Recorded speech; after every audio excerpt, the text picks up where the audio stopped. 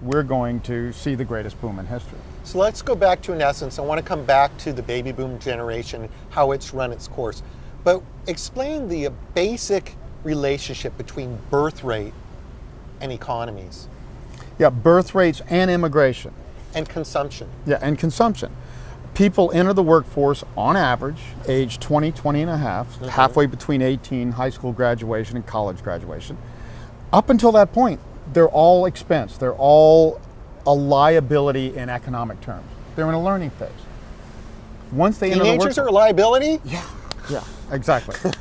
Young people cost everything, produce nothing. That's my one sentence way of explaining inflation. Gotta love them. In human terms. Yeah, it's true. Now, it's true. Normally it wouldn't be that big a deal, but the baby boom was so large that into the 60s and 70s, they caused inflation rates to go higher than any time in modern history. As soon as those same people entered the workforce in their early 20s, started getting married, having kids, earning money, buying houses, and doing all the things people do, the economy booms. And not only does it boom, inflation comes down because that's when people are the most productive. Young families, learning more, becoming productive, that's what caused a boom with falling inflation. So we were sitting there in the early 90s saying, how did we guess that the U.S. was going to balance its budget and have a surplus? 98 to 2000, actually the only 3 years in 4 decades. Wow. Because we knew the economy was going to be so strong, good for government revenues. Inflation was going to fall so low, reducing their financing expenses. It wasn't a political matter. Yeah. It wasn't the politics. Yeah, that's or Bill the mistake Clinton's going everybody to make some major changes, which he didn't. It was just demographics. So demographics drives. Don't tell Bill Clinton this. No, I know. Well, hey, I'm not saying he's a bad president. He's kind of a bad boy, but not. No, it's just the he was a good politicians always president, want to and take he's still credit for the up popular. and But down. that's right. He didn't cause that boom. Right. So that's one reason politicians don't listen to our theory. They want to think they cause all this stuff. 300 million people do predictable things as they age. So we can predict inflation looking at the number of young people entering the workforce, number of aging people exiting at retirement. Our indicator is even better than I ever thought it would be.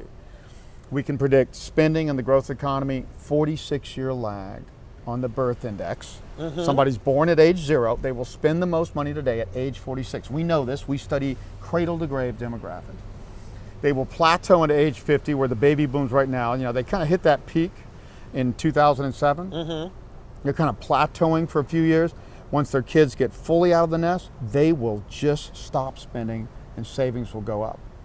And some economists would say, like Gene Epstein, I just interviewed in Barron's, the guy could not get this human thing because he doesn't think consumers matter. Economists don't think consumers matter. They think it's all about the government and interest rates.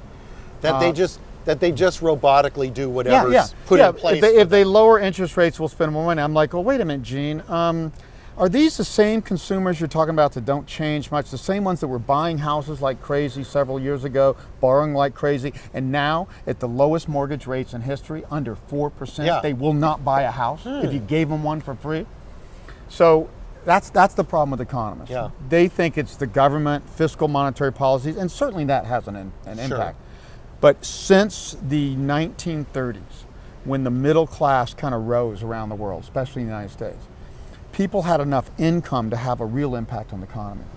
You know, the average family earns $50,000, $60,000. I mean, they didn't do that in the 1800s, and they didn't have that big impact. So it is demographics that most drive our economy. And again, we can explain the booms and busts, inflation, disinflation, and guess what? Our indicators not only say the baby boom is going to continue to slow down the economy in the next 8 to 10, 12 years, but that low inflation rates are going to turn into deflation in prices because more older people are going to be exiting the economy than young people entering.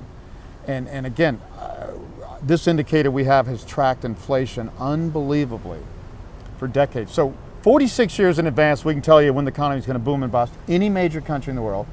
About 20 years in advance, because we only have a 20-year leading indicator for when people are going to enter the workforce, an average age 20, we can tell you where inflation, disinflation, deflation are going. So we're heading for a deflationary slowdown. We predicted this 20 years ago. Well, we're going to talk more in a little bit about what deflation means and what it looks like, because I don't think nobody's seen it. Only 70 or 80 years. Yeah. So we've only seen inflation. We're going to talk more about that in a minute.